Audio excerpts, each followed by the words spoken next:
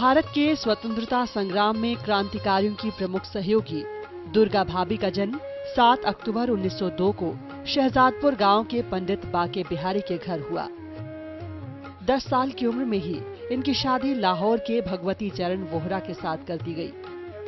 1920 में पिताजी की मृत्यु के बाद भगवती चरण खुलकर क्रांति में सामने आए और उनकी पत्नी दुर्गा भाभी ने भी पूरी तरह से उनका साथ दिया।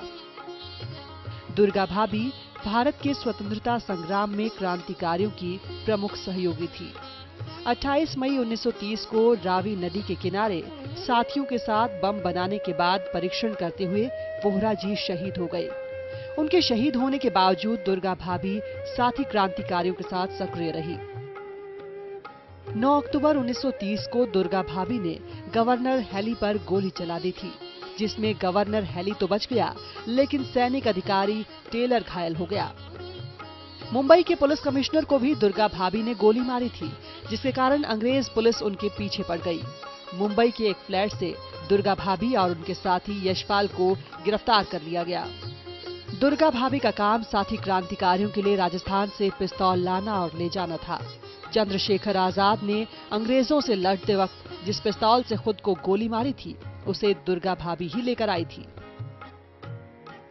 भगत सिंह और बटुकेश्वर दत्त जब केंद्रीय असेंबली में बम फेंकने जाने लगे, तो दुर्गा भाभी और सुशीला मोहन ने अपनी बाहें काटकर अपने रक्त से दोनों को तिलक लगाकर विदा किया था।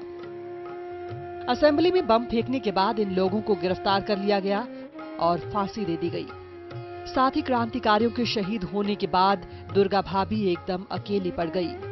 वो अपने 5 साल के बेटे शचेंद्र को पढ़ाने के सिलसिले में बहुत हिम्मत करके दिल्ली चली गई, जहां पर पुलिस उन्हें परेशान करती रही। दुर्गा भाभी उसके बाद दिल्ली से लाहौर चली गई, जहां पर पुलिस ने उन्हें गिरफ्तार कर लिया और 3 साल तक नजरबंद रखा। कुछ समय तक जिला बदर जाने के बाद 1935 में गाजियाबाद के कन्या विद्यालय में अध्यापिका की नौकरी करने लगी और कुछ समय बाद दिल्ली चली गई। 1940 में लखनऊ में सिर्फ 5 बच्चों के साथ मांटेसरी विद्यालय खोला और आज भी ये विद्यालय लखनऊ में मांटेसरी इंटर कॉलेज के नाम से जाना जाता है। इस क्रांतिकारी ने 15 अक्टूबर 1999 को गाजियाबाद में सबसे नाता तोड़ते हुए इस दुनिया से अलविदा कह दिया। A1 तहलका हरियाणा ऐसी महान क्रांतिकारी को प्रणाम करता है।